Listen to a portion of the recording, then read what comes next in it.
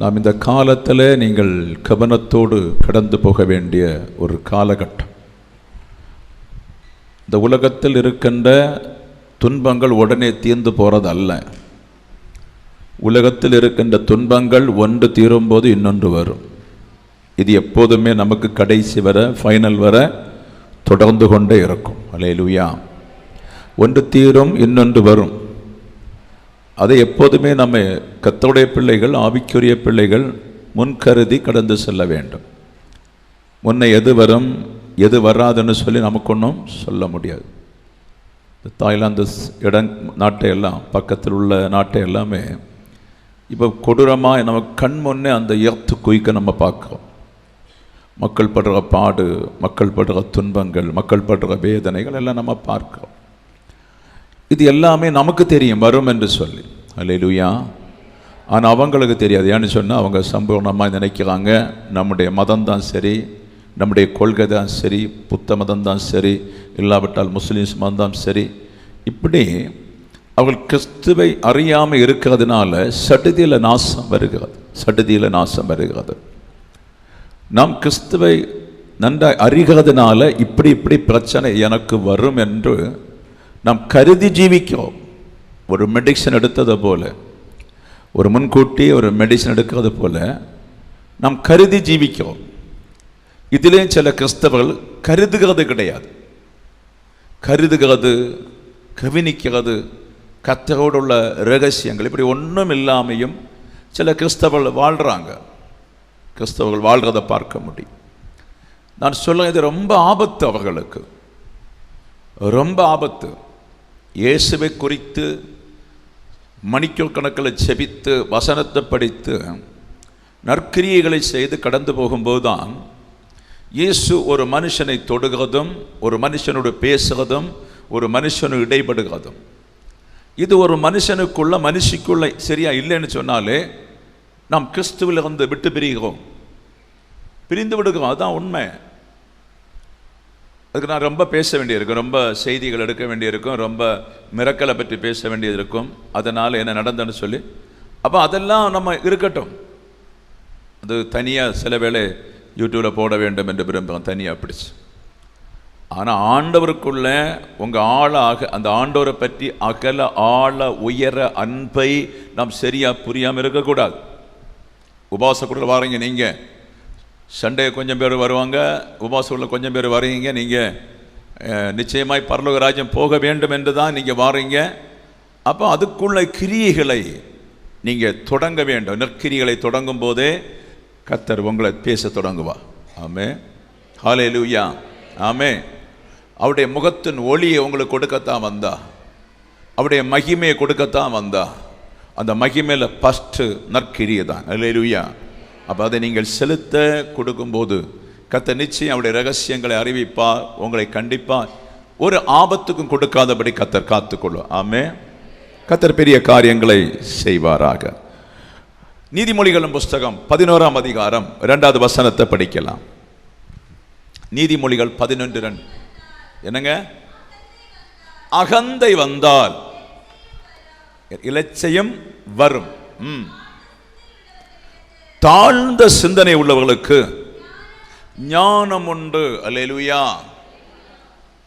ஒரு மனுஷனுக்குள்ளே, ஒரு மனுஷிக்குள்ளே அகந்த என்ப ஒரு சுபாவம் வந்தால் இலச்ச முடிஞ்சு போச்சு.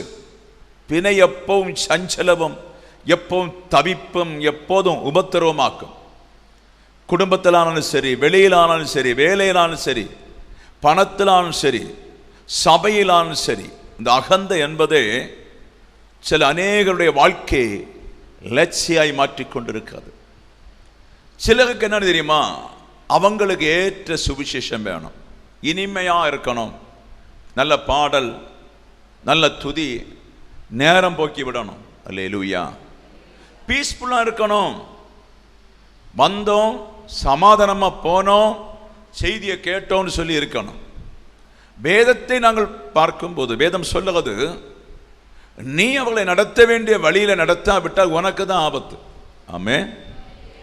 அவர்களை சோப்பு போட்டு அது போட்டு தடை விட்டாச்சுன்னு சொன்னா அது சபையுடைய பாஸ்டருக்கு ஆபத்து. எங்க கேடு இருக்கிறதோ அது வரை துறக்கணும். ஒரு செவரில் எங்க கேடு இருக்கிறதோ அது வரை துறந்து அதை எடுத்து பின்புதான் சரி பண்ணி அடைக்கணும். அப்பதான் சரியாகும். அதை போல மனுஷனுக்கு அறிவில்லை. மனுஷனுக்கு சரியான அறிவில்லாம அவர்கள் அகந்தை உள்ளவர்களாக இருக்க. அகந்தை உள்ளவர்களுக்கு தேவன் வெளிப்பட முடியாது. அகந்தை உள்ளவர்களுக்கும் தேவனுக்கு எந்த சம்பந்தமும் இல்லை. அகந்தை உள்ள மனுஷனோடு மனுஷியோடு தேவன் நடப்பதும் இல்லை. அவங்க எவ்வளோ அற்புதங்கள் செய்யலாம், எவ்வளோ அடையாளங்களை செய்யலாம், அது சாத்தான் செய்யறானா யார் செய்யறான்னு தெரியாது, நடக்கவே மாட்டா. அல்லேலூயா. இப்போ நம்மையும் வந்து ஒரு புதிய ஆளு பார்த்தா சொல்லுவாங்க, அவர் கொஞ்சம் கௌரவம் உள்ள ஆளு போல இருக்கிறாருன்னு. அது நம்ம தோற்றம். அல்லேலூயா, பிரைஸ் எல்லாம். ஆமே. நம்முடைய கௌரவமே சபைக்குள்ளதான். பிரியமான சபைக்கு நான் சொல்லுவேன், நம்முடைய அகந்த சுபாவங்கள் அதை விட்டுவிட வேண்டும். அப்படி இறந்தால் எங்கிருந்து அகந்தை உண்டதோ அதை சரியாய் துறந்து மாற்றி அதை சரியான வசனத்தை கொண்டு அடைத்து வெளியே வர கர்த்தர் சொல்லு. ஆமே. அப்ப ஆவியானவர் சொல்லுகிறது பாருங்க, தாழ்ந்த சிந்தனை உள்ளவர்களிடத்தில் ஞானம் உண்டு. அப்ப ஒரு தாழ்ந்த ஒரு மனக்குணம், தாழ்ந்த எண்ணம் உங்களுக்குள்ளும் எனக்குள்ளும் உருவாகிக்கிட்டே இருக்கணும். தாழ்ந்த எண்ணங்களும் தாழ்ந்த குணங்களும் இயேசுவிடத்திலிருந்து வந்த குணம். ஆமே. அந்தகார லோகாதிபதிய பிசாசின் கையில் அகப்பட்டிருந்த நம்மை அவருடைய முகத்தின் ஒளியை நமக்கு தந்து நம்மை மாற்றினதாக்கும். அவருடைய முகத்தின் பிரசன்னத்தை நமக்குள்ள ஊற்றி நம்மளை ஞானவான்களாய் மாற்றினது. பின்பு நாம் ஞானம் கெட்டவனை போல உலக பிரகாரமாய் நடக்கக்கூடாது. ஞானத்தை தருகிறது கர்த்தராக. என் பிள்ளை பிழைச்சு போட்டோம், என் பிள்ளை பிழைச்சு போட்டோம். ஞானம் இல்லாம பேசி எத்தனை பேர் ஜெயிலில் இருக்கிறாங்க. ஞானம் இல்லாம பேசி எத்தனை பேர் அடிதடிக்கு இருக்கிறாங்க. ஞானம் இல்லாம பேசி பணத்துக்காக எல்லாம் பேசி எத்தனை ஜனங்கள் சிறையிருப்பில் இருக்கிறாங்க, கொலையும் செய்யப்படுறாங்க. ஞானம் இல்லாம பேசுறது, விட்டு கொடுக்காம பேசுறது, எடுத்தறிந்து பேசுறது, இது எல்லாமே ஞானம் இல்லாம இருக்கிறவங்க. அல்லேலூயா. உங்களுக்கு தேவன் ஞானத்தை தந்திருக்கிறார். ஆமே. அந்த ஞானம் என்ன செய்யுமாம்? தாழ்ந்த சிந்தையை கொண்டு வருமா, தாழ்ந்த சிந்தையை கொண்டு வருமா. அல்லேலூயா. நீங்கள் தனித்திருக்கும் போது உங்க அந்த ஞானம் சொல்லும் நான் ஒண்ணுமே இல்லைன்னு சொல்லும். அந்த ஞானம் சொல்லும் எனக்கு ஒண்ணுமே தெரியாதுன்னு சொல்லும். அந்த ஞானம் சொல்லும் நான் தரித்திரன்னு சொல்லும்.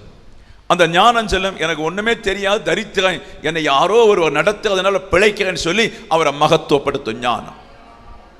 ஞானம் தனித்து சொல்லும் என்னை விட அவங்க உயர்ந்தவர்கள், என்னை விட படிப்பாடிகள், என்னை விட அறிவுள்ளவர்கள், என்னை விட புத்திசாலிகள், என்னை விட திறமசாலிகள். நம்மிடத்தில் இருக்க என்னுடைய குணத்தை விட அதிகமான நல்ல குணங்கள் அவரிடத்தில் இருக்குன்னு சொல்லி ஞானம் நம்மை தாழ்த்தும். அல்லேலூயா.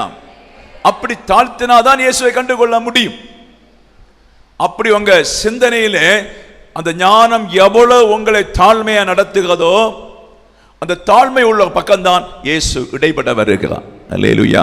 புரிந்தவங்க கர்த்தருக்கு நன்றி சொல்லுங்க, கரங்களை தட்டி. ஆமே, ஆமே, ஹல்லேலூயா, ஹல்லேலூயா, பிரைஸ் எல்லாம். அப்ப தாழ்ந்த குணம் உள்ளவரிடத்துல கர்த்தர் கூட வருகிறார், கர்த்தர் கூட நடக்கிறார், அவர்களுக்கு போதுமான ஞானத்தை கொடுக்கிறார்.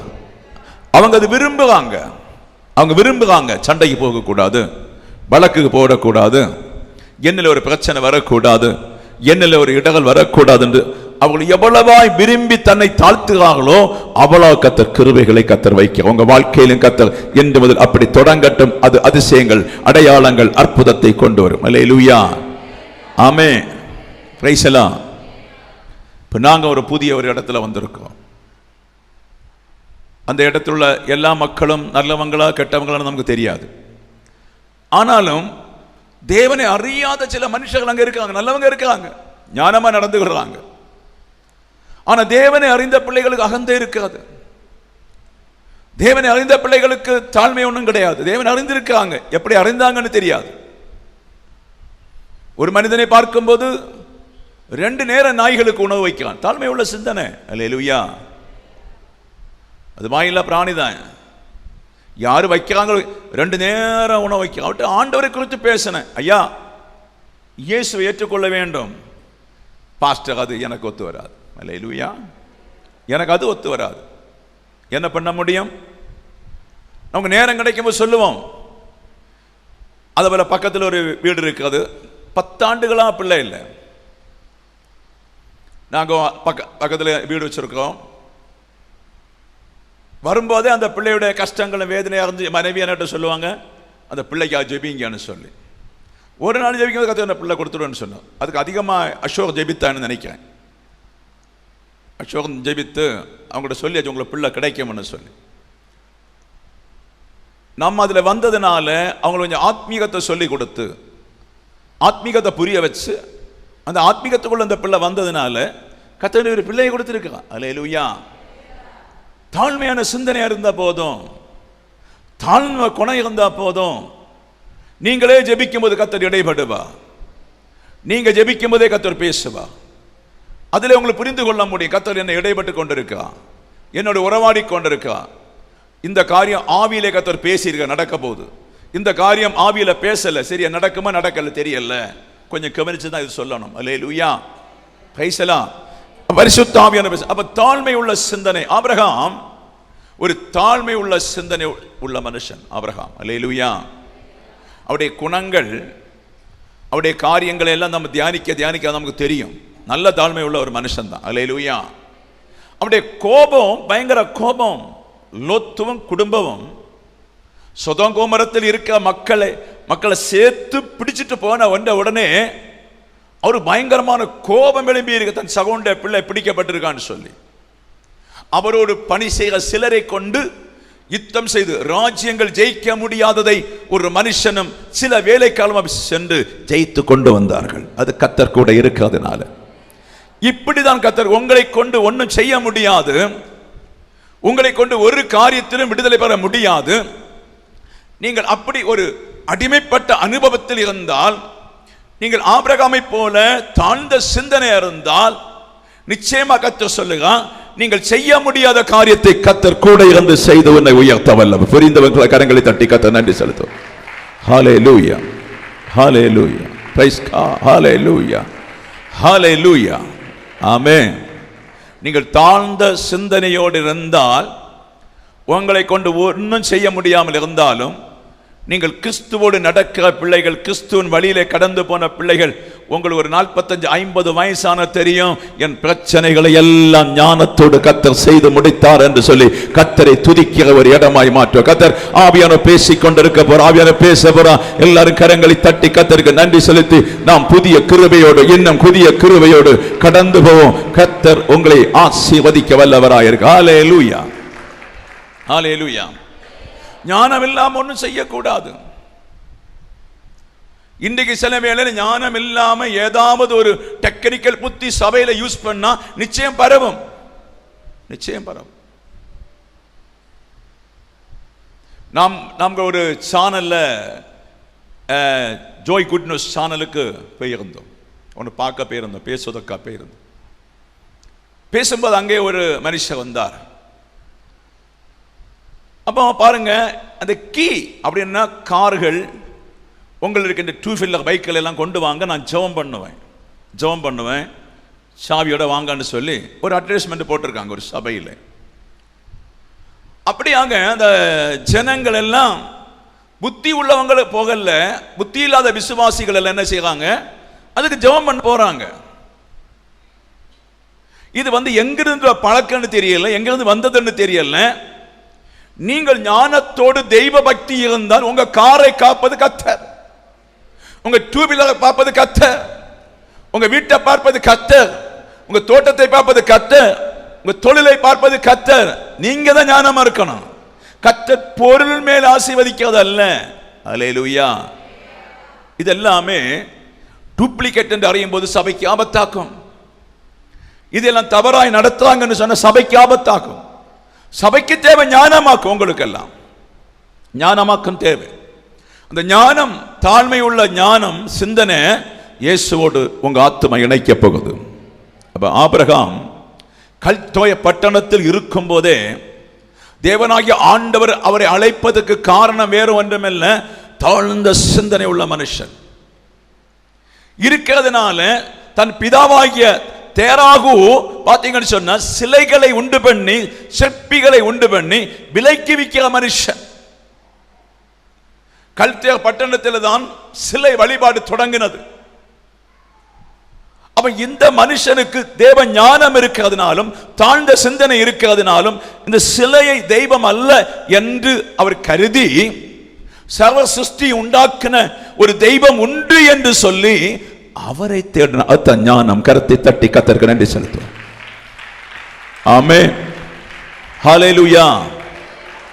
இன்றைக்கு அறிவாளிகள் நிறைய இருக்கிறாங்க, திறமை உள்ளவர்கள் நிறைய இருக்காங்க, விஞ்ஞானிகள் நிறைய இருக்காங்க, பல ஆக்டர்ஸ்கள், டாக்டர், பணம் உண்டாக்குவதற்கும் உலக ஞானத்தை பேசுவதற்கும் உலக காரியங்கள் திரளான கொத்து கொத்து மக்கள் இருக்காங்க. இவர்கள் எல்லாம் உலக ஞானத்தில் இருக்கிற மனுஷன், உலக ஞானத்தில் வாழுகிற மனுஷன். வேதம் சொல்லுது இது அழிந்து போற ஞானமா இருக்கிறது. நம்முடைய அப்துல் கலாம் சொல்லுங்க, அவர் பயங்கர ஞானமாக்கம், அழிந்து போற ஞானமா இருக்காது. கலைஞர் அழிந்து போற ஞானம். இப்படி அநேக மேதைகளுக்குள்ள பயங்கர ஞானம் இருந்தது. இந்த ஞானம் ஒன்றும் நிலை நிற்கல, நல்லா புரிஞ்சுக்கணும். அப்ப இந்த ஒரு மனுஷன் தாழ்ந்த சிந்தனையும் ஞானம் உள்ளதுனால வானத்தையும் பூமியை உண்டாக்கின ஒரு சக்தி உண்டு என்று சொல்லி அதை சரியாய் தேடும் போது கர்த்தர் பேச தொடங்கினார். அல்லேலூயா, அல்லேலூயா. பணம் உண்டாக்குறவளும் கொள்ளையடிக்கிறவளும் உலகத்தை நேடுகிறவளும் உலகத்தில் அறியாம உலக நிம்மதியை சம்பாதிக்கிறவளுக்கும் பரிசுத்த ஆவியானவர் சொல்லுது அவர்களுக்கு தேவ ஞானம் இல்ல, தாழ்மையும் இல்ல, ஆனபடி அவர்களால் கர்த்தரை காண முடியாது. உங்களுக்கு அந்த ஞானத்தை கர்த்தர் தருகிறதுனால அந்த ஆபிரகாம் என்று சொல்ல ஒரு மனுஷன் ஆண்டவரை கண்டதை போல கர்த்தர் உங்களுக்கு காண வேண்டுமானால் தாழ்ந்த சிந்தனையும் தேவனை தேடுத அறிவும் இருந்தால் நிச்சயமாய் நீங்கள் ஆண்டவரை பார்ப்பதற்கும் எல்லா கிருபைகளையும் கர்த்தர் கொடுப்பார். ஹல்லேலூயா, பிரைஸ் தி லார்ட், ஹல்லேலூயா. தாழ்ந்த சிந்தனை, தாழ்ந்த அறிவு, தாழ்ந்த ஞானம் உங்க வாழ்க்கையில் இருக்குமானால் நீங்கள் கண்டிப்பா தேவனை சந்திக்க முடியும். அவருக்குள்ள அந்த எண்ணம் வந்ததுனால சர்வ சிருஷ்டியும் உண்டாக்கப்பட்ட ஒரு சக்தி உண்டு, என் தகப்பனார் உண்டாக்கின்ற ஒரு கைப்பொம்மை அல்ல என்று சொல்லி அவரை ஆண்டவர் தேடுதனால கர்த்தர் அவருக்கு செவி கொடுத்தார். அதை போல உங்க வாழ்க்கையில கர்த்தர் செவி கொடுத்து அற்புதங்கள் அடையாளங்கள் செய்ய வேண்டுமானால் உன்னை இருக்கிற இடத்திலே மாற்றத்தை உண்டு பண்ணி உன்னை வெளியே கொண்டு வந்து ஒரு ரட்சிப்பை தர வேண்டும் என்று விரும்புகிறார். ஆபிரகாமை அழைத்து வெளியே கொண்டு வந்து அவனுக்கு ஒரு ரட்சிப்பு விசுவாசத்தை கொடுத்ததை போல உன் வாழ்க்கையில ஒரு நல்ல ரட்சிப்பு நல்ல விசுவாசத்தை உனக்கு தந்து உன் குறைவுகளை மாற்றி உன் பிரச்சனைகளை மாற்றி உன் போராட்டங்களை மாற்றி உன் எல்லையில் இருக்கின்ற சாத்தானுடைய சகல அதிகாரத்தை மாற்றி உன்னை பலப்படுத்த தேவ பிள்ளையே தாழ்ந்த சிந்தனையை கேள், தாழ்ந்த எண்ணத்தை கேள். கர்த்தர் உன்னை பலப்படுத்த போவதற்காய் ஸ்தோத்திரம். அல்லேலூயா. அவள் ஈஸியா நோய்களை குணமாக்க முடியும், அவள் ஈஸியா விடுதலை பெற்றுக் கொள்ள முடியும், அவள் ஈஸியா வாழ முடியும். அவள் பெரிய வேலை ஒன்றும் செய்ய வேண்டிய தேவையில்லை. தாழ்ந்த சிந்தனையில் இருக்கின்ற கிருபை பெற்ற பிள்ளைகளை ஈஸியா கர்த்தர் நடத்துவா. அதை அறிய விடாமல் சாத்தான் வந்து அவனுடைய மனக்கண்களை கூடாக்கி வைத்திருக்கிறான். இன்னைக்கு அந்த குருட்டு கண் திறக்கும்படியாய் இயேசுவின் நாமத்தில் வேண்டிக் கொள்ளுங்க. ஹல்லேலூயா, ஆமென். அப்ப ஞானம் தேவனை தேட வைக்கிறது போல ஆபிரகாம் கண்டடைந்தது போல தேவன் தருகிற தாழ்மை உள்ள சிந்தனை உள்ள பிள்ளைகளுக்கு ஞானத்தினாலே கர்த்தரை தேட வேண்டும், ஞானத்தினாலே தேடி கர்த்தரை கண்டுகொள்ள வேண்டும். உலகத்தில் ஞானம் இல்லாம எதையும் தேடலாம், எதையும் கண்டுபிடிக்கலாம். ஆனா தேவ ஞானம் அப்படி அல்ல. முதல்ல ராஜ்யத்தின் நீதியும் தேடும்படி கர்த்தரை கண்டுபிடிக்க வைக்கும், கர்த்தருடைய சித்தத்தை சொல்ல வைக்கும், செய்ய வைக்கும், கர்த்தருடைய விருப்பத்தை செய்ய வைக்கும். கர்த்தர் எது விரும்புகிறார் என்று அறிந்து நடத்துவதுதான் தேவ ஞானம். அப்படி நடந்தால் வியாதிகள் போராட்டங்கள் எந்த சூழ்நிலை இருந்தாலும் சரி நீ நேரடியாக அந்த ஞானத்தை கொண்டு கர்த்தரை தேடும்போது கர்த்தர் இறங்கி வந்து உன்னை விடுதலையாக்க வல்லவர், விடுதலையாக்கி உன்னை பாதுகாக்க வல்லவராய் இருக்கிறேன் என்று கர்த்தர் சொல்லுகிறார். ஹல்லேலூயா. அப்ப ஞானம் தேவனுக்கு பிரியமாய் நடத்தும் ஒரு நெகோமியா என்று சொல்லுற மனுஷன். அவருடைய ஞானத்தை பாருங்க. நெகோமியாவின் புஸ்தகம் 1ஆம் அதிகாரம் 14 லைட்டை படிச்சு விடுங்க. நெகோமியா 1:17. நெகோமியாவின் புஸ்தகம் 1:17. எவ்வளோ உண்டு? 17 இல்லையா? இப்போ மாறி எடுத்தனே. ஹல்லேலூயா. அவருடைய ஞானம் எதை காண்பிக்கிறது? அவருடைய ஞானம் எதை சொல்லிக் கொடுக்கிறது? அவருடைய ஞானம் இஸ்ரவேலுடைய ஒரு பெரிய வீழ்ச்சி, இஸ்ரவேலுடைய பெரிய ஒரு வீழ்ச்சியாக்கும். ஒரு பெரிய வீழ்ச்சியா இருக்கின்ற இஸ்ரவேலரை பாத்தீங்கன்னு சொன்னா, சிதேக்கியா ராஜா காலத்தில் அழிக்கப்பட்ட எருசலேமே மீண்டும் எடுத்து கட்டுவதற்காக, மீண்டும் அதை எடுத்து கட்டுவதற்காக ஒரு சிந்தனை, தாழ்ந்த சிந்தனை ஆண்டவர் உண்டாக்குறார். அல்லேலூயா. நம்மை அதுக்குத்தான் கர்த்தர் ஜனிப்பித்திருக்கிறார்.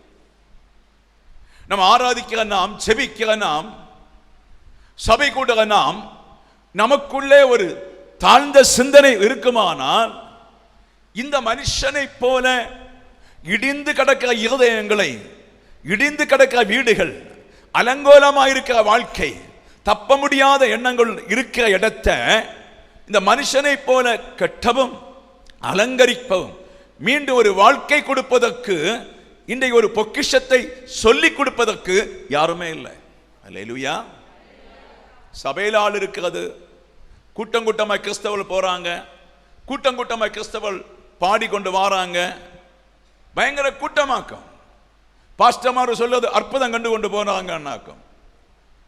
அற்புதம் கொண்டு பிரமாண்டமா இருந்து இந்த சினிமா இறங்கி வரும்போது பேட்டி கொடுப்பாங்க. அவர் ஆக்டர் எப்படி இருந்தாரு, எப்படி இருந்து, பயங்கரமா இருந்து, இன்னாரா பயங்கர ஆக்ஷனா இருந்து, ஓகே, அத போலதான் பேட்டியாக்கும்.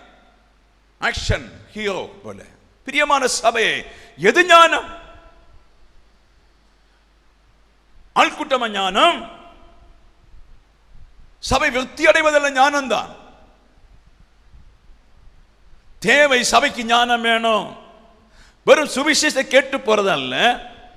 நானும் ஒரு நெகோமியா போல எருசலேம் பாழாய் கிடக்க இடங்களை கட்டுவதற்கு முன் வந்ததை போல சில காரியங்களுக்கு உங்க புருஷர்கள் முன்னே வந்தா நலமா இருக்கும், உங்க பிள்ளைகள் முன்னே வந்த நலமா இருக்கும். இல்லாம சப்பானிய போல வந்து இருந்துட்டு, சப்பானிய போல ஒரு சண்டை வந்துட்டு நம்ம என்ன செய்தாலும் அந்த ஞானம் சரியா கிளியர்னஸ் இல்லாவிட்டால் ஒரு சபை கூடுதலும் தப்பி போக முடியாது.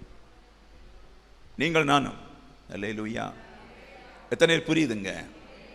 அல்லேலூயா. இதுக்கு நம்மை கர்த்தர் அழைத்திருக்கிறார். பெரிய அரமனையில் இருக்கிற மனுஷன், அரமனையில் இருக்கிற மனுஷன் 3 வேளை சாப்பிட்டு சும்மா போக வேண்டியதானே, சந்தோஷமா இருக்க வேண்டியதானே, அமைதலா இருக்க வேண்டியதானே. இன்னும் என்ன செய்யறாங்க கிறிஸ்தவர்கள்? அழிகிற உலகம், அழிந்து போற உலகம் என்று தெரியும். நாம் எல்லாருமே அழுகி போற சரீரம் எல்லாம் தெரியும். தெரிந்தாலும் தெரியாத போல, தெரிந்தாலும் நடிக்கிறது போல, தெரிந்தாலும் கண்டுகொள்ளாத போல. இது ஒரு விஷயம் அவங்களுக்கு தெரியாது, ஒரு விஷயம் தெரியாது.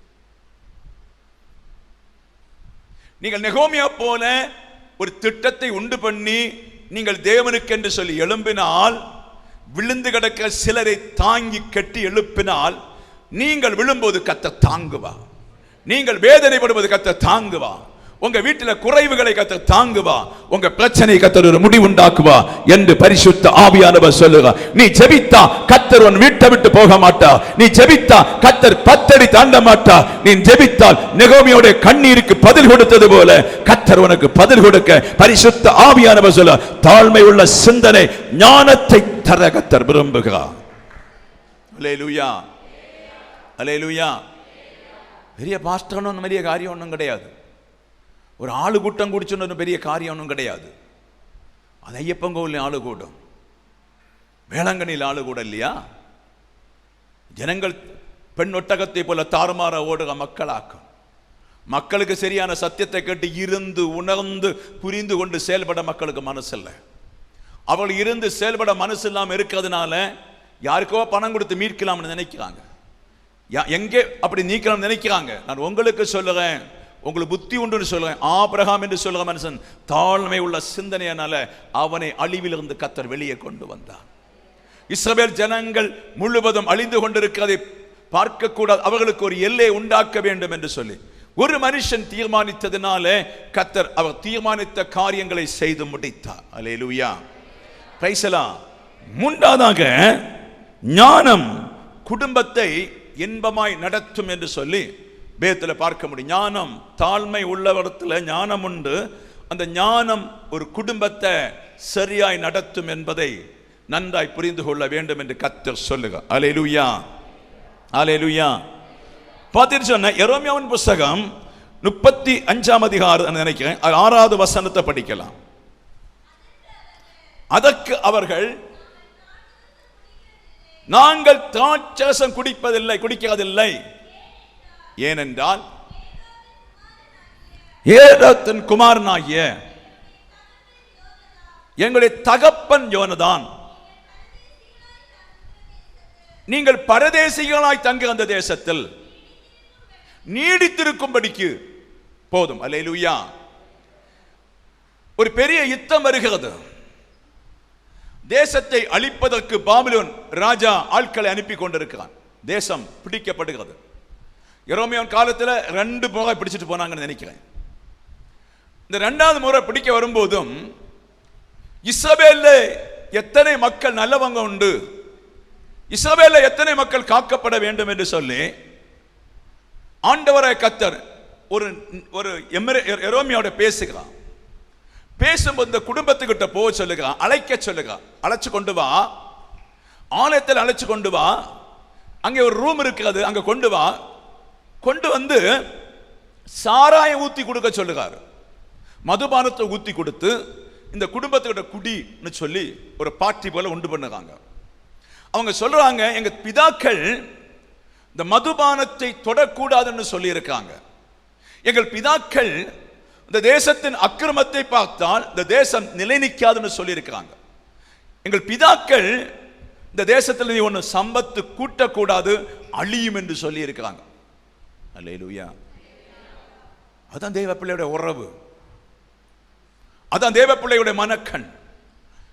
அப்ப ஒரு தேசம் சீர்கட்டு கடந்தாலும் ஒரு குடும்பம் மனம் திரும்பி மதுபானம் இல்லாம, சண்டை இல்லாம, வழக்கு இல்லாம, கஞ்சா இல்லாம, மயக்க மருந்து இல்லாம, கெட்ட வார்த்தை இல்லாம, சண்டையோ கூத்து ஒன்றும் இல்லாம ஞானமாய் நடந்தால் அவர்களுக்கு கர்த்தர் வெளிப்படுத்த வரப்போற ஆபத்துகளை கரங்களை தட்டி கர்த்தருக்கு நன்றி செலுத்தும். ஹல்லேலூயா, ஹல்லேலூயா, ஹல்லேலூயா, ஆமென்.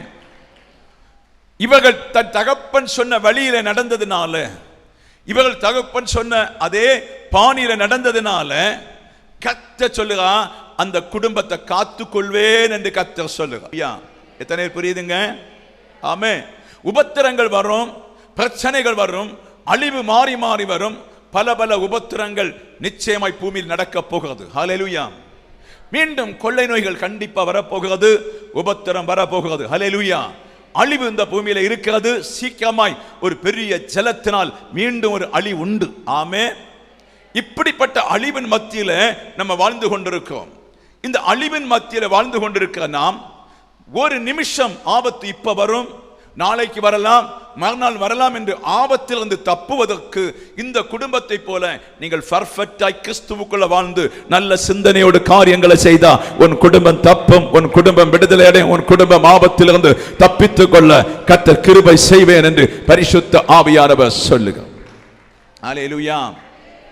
அதுக்கு தான் உங்களை சபையிலே கொண்டு வந்திருக்கா, அதுக்கு தான் சபையில நீங்க இருக்கிறீங்க, வரும் காரியங்களை அறிவதற்கு. அதுக்கு தான் கர்த்தர் உங்களை அழைத்திரு. அல்லாம பணம் உண்டாக்குவதற்கு இயேசு அழைக்கல. புழுதியிலிருந்து உன்னை தூக்குவேன்னு சொல்லி இருக்கிறார். அது சிலவங்க தூக்குவாருங்க, சிலவங்களை எடுப்பாருங்க, சிலவங்களை ஆசீர்வதிப்பாருங்க. பாஸ்டர்கள் சொல்லும் போல அவர் அப்படியானால் நமக்கு இந்த சபை கூட வேண்டிய அவசியம் இல்லை. இயேசு ஆசீர்வதிக்கத்தான் வந்தாங்கன்னு சொன்ன நம்ம சாப்பிட்டு புசித்து 4 நேரம் குடித்து செத்து போவோமே. ஹல்லேலூயா, ஹல்லேலூயா, பிரைஸ் தி லார்ட்.